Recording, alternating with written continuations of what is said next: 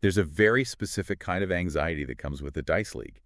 In normal sports, you can see a player limping, you can feel the energy in the stadium. Right. It's the difference between biology and probability. You're playing the opponent, but you're also playing against the variance itself. And that variance has never felt more, I guess, terrifying than it does right now. We've hit the point of no return. The calendar is about to flip to Saturday, February 7th, 2026. Which is round 19. But, calling it round 19 is almost a euphemism at this point. The data sheet we have in front of us calls it what it is. What is it? Semifinal week. The sharp end. Yeah. Exactly. We've had 18 rounds of data points of the ladder shuffling and reshuffling. But the accumulation phase, that's over. We are now in the elimination phase. And that just changes the whole psychology of it, doesn't it? For 18 weeks, a loss was a setback. It was something to be averaged out. Now a loss is a terminal event. It's the end of your season. And we're looking at the official preview data for this Saturday. And I'll be honest, when I first saw these matchups, I thought it was a typo in the spreadsheet. I had the exact same reaction. I actually refreshed the source file just to be sure it wasn't a glitch. Because what we're looking at, it isn't just a schedule. It feels like a statistical anomaly. 2 games, 4 teams, and a level of parity that, frankly, shouldn't exist this late in the season. It really shouldn't. Usually, entropy takes over, teams separate, you get your clear dominators, your scrappers, but AFT Dice Season 11 has delivered a semifinal bracket that is, well, it's almost suspiciously symmetrical. So that's our mission for this deep dive. We're going to try and decode that symmetry. We'll look at who is playing, where they're playing, and figure out how on earth you predict a winner when the numbers tell you the teams are identical. And we also need to look at the path forward. Because winning this weekend isn't the final goal. It's just the gateway to the preliminary finals. You're fighting for the right to face one of the top 2 teams who are just sitting, waiting, resting. So the stakes are win or go home. But the reward is win and go face a giant. Okay, so let's set the stage. Saturday, Feb 7th, round 19. And for anyone just tuning in for the finals, you have to understand, getting here wasn't an accident. To make the top 6 in this league, you have to navigate an incredible amount of chaos. Well, that brings us right to our first matchup. And this one, the more I stare at it, the more confusing it gets. We've got Melbourne versus the GWS Giants. A huge fixture. And the venue listed is the MCG. The Melbourne Cricket Ground. Now, in a dice league, home ground advantage is a real thing, right? It's a modifier, a slight tilt of the odds. Exactly. In the simulation, being at home usually gives you a small percentage bump. It's meant to represent the crowd, familiarity, lack of travel. It's mathematical edge. Okay, so keep that in mind. Melbourne's is at the MCG. They're the home team. Now, the ladder positions, where did they finish? And this is where it starts to get weird. The GWS Giants finished the season in 5th place. 5th, okay. Melbourne finished in 6th. Wait, stop right there. In almost every playoff format I can think of, the higher seed, the team that did better over the season, gets the advantage. They usually host the game. That's the standard convention, yes. 5th should be hosting 6th. But the data sheet is explicit. It says, home team, Melbourne. The 6th seed is hosting the 5th seed. How does that happen? It is a fascinating little wrinkle. We don't have the specific league bylaws in front of us, but this implies one of 2 things. Either there's a venue contract that overrides the ladder, like the MCG is a default finals hub, or the separation between 5th and 6th is so tiny that the league just doesn't view GWS as having truly earned the right to host. Okay, well, let's look at that separation. Maybe that's the key. If GWS is 5th and Melbourne 6th, GWS must have a better record. You're town. Yeah. Let's look at the tail of the tape. Melbourne in 6th place. Their record is 10 wins, 8 losses, 0 draws. Okay, 10-8, a solid season. They fought their way in. And the GWS Giants, sitting 1 spot above them in 5th place, they finished with, 10 wins, 8 losses, and 0 draws. It's a mirror. It is statistically identical. So, let me get this straight. We have a 5th seed and a 6th seed with the exact same record. I'm guessing GWS is ranked 5th because of some tiebreaker we can't see, like percentage. That has to be it. They must have a slightly better percentage, but, and this is the crucial part, that slight edge wasn't enough to secure them a home final. That is just a brutal beat for the Giants. Think about that. You grind for 18 weeks, you snag the 5th spot, you technically finish ahead of Melbourne, and your reward is a flight to the MCG to play them on their home turf. It borders on cruel, and it completely neutralizes the one tiny advantage GWS might have thought they'd earned. If they are truly equal 10 and 8 teams, then that Home team modifier for Melbourne might be the only variable that separates them. What does a 10-8 record even tell us about a team in a dice league? It tells us they're survivors, but they're vulnerable. It's not a dominant record. It means you lost almost half your games. They're scrappers. They have likely been in a lot of very close roles. So they're battle-hardened. Absolutely, but also inconsistent. You don't lose 8 games in a season by being a juggernaut. This matchup feels like two middleweights who just refuse to be knocked down. And now they fight it out at the MCG. And to the death. And remember, the winner here doesn't get a week off. They get a ticket to a preliminary final, probably against a team that's been resting, a team that won 13 or 14 games. So the prize for winning this brutal mirror match is you get to face a rested monster. Welcome to the finals. All right, let's pivot to the second matchup. And I have to warn you, if you thought that first game was a wild coincidence, get ready for some serious deja vu. I was waiting for you to get to this one. We're heading west for this one. The fixture is the West Coast Eagles versus the Gold Coast Suns. A true transcontinental clash. At Optus Stadium, no less. Yeah. One of the toughest road trips in the league. Okay, ladder positions. West Coast is sitting 3rd.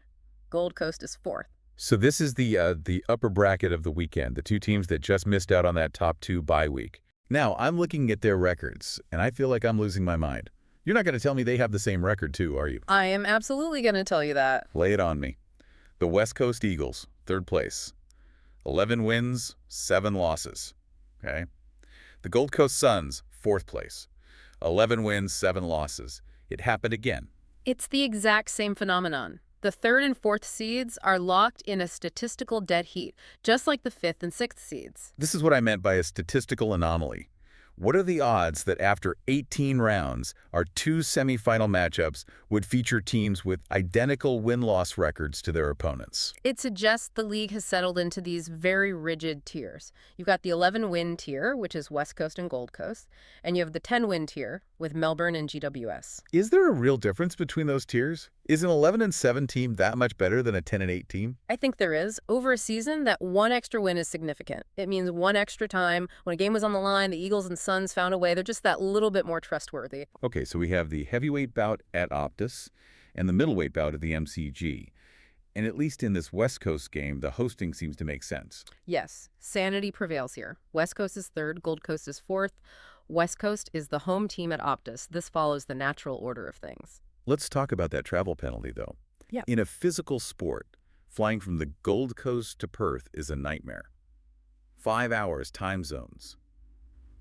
Does that translate to a dice league? It has to. If the simulation is trying to be accurate, the away modifier for a trip that long should be significant. It's not just playing in their stadium, it's the degradation of performance from the travel itself. So Gold Coast is really up against it. Same record as West Coast, 11-7, but they have to overcome the Optus Stadium factor in a transcontinental flight.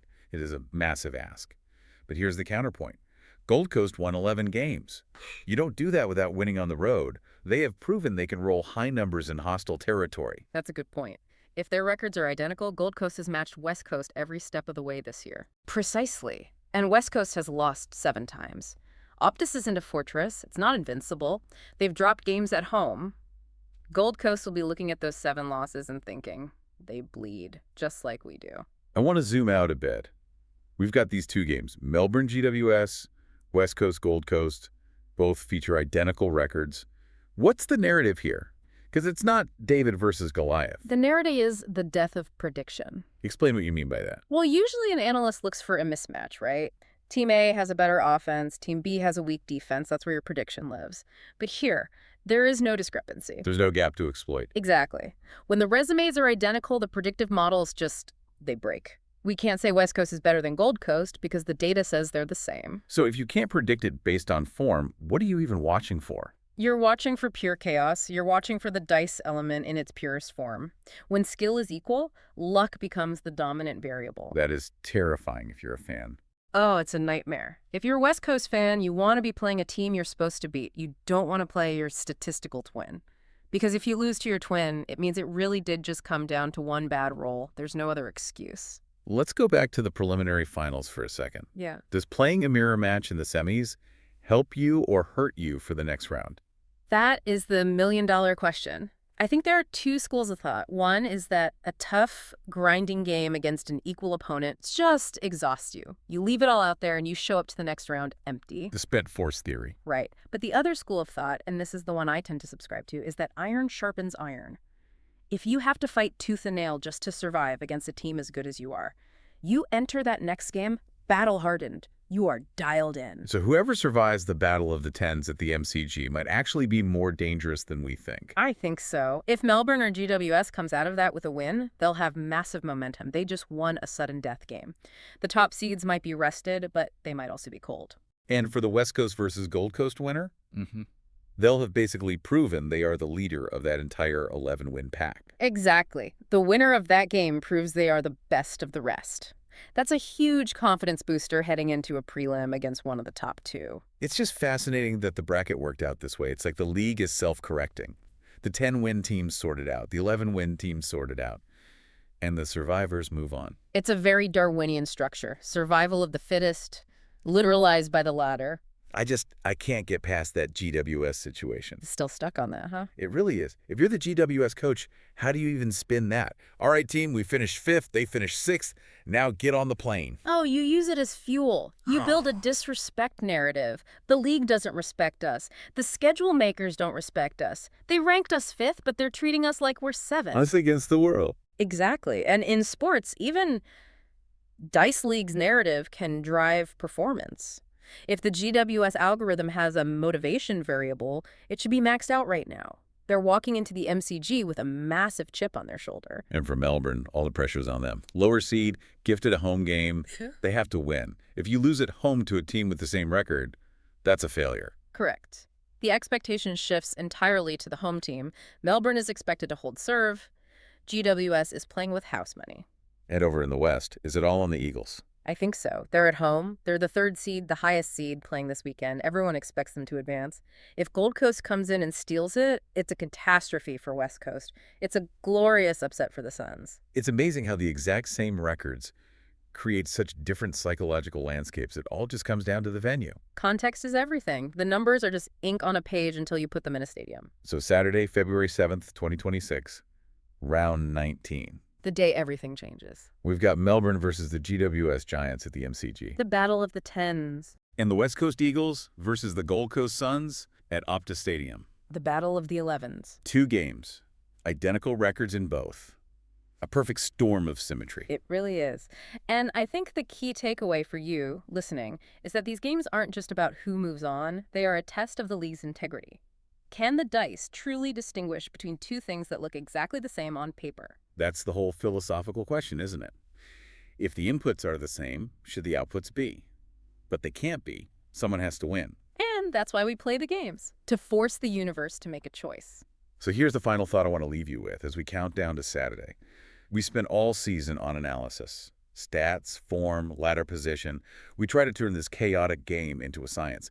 But this weekend, the science has given us a deadlock. The variables have canceled each other out. Exactly. So if skill is equal and the records are equal, what's left? Luck is the only god left in the room. So the question isn't who is better. The question is just who are the dice going to smile on this Saturday? And that is something no spreadsheet can ever answer. Watch the results of round 19 closely. It's going to be a fascinating experiment. Thanks for diving in with us. Always a pleasure.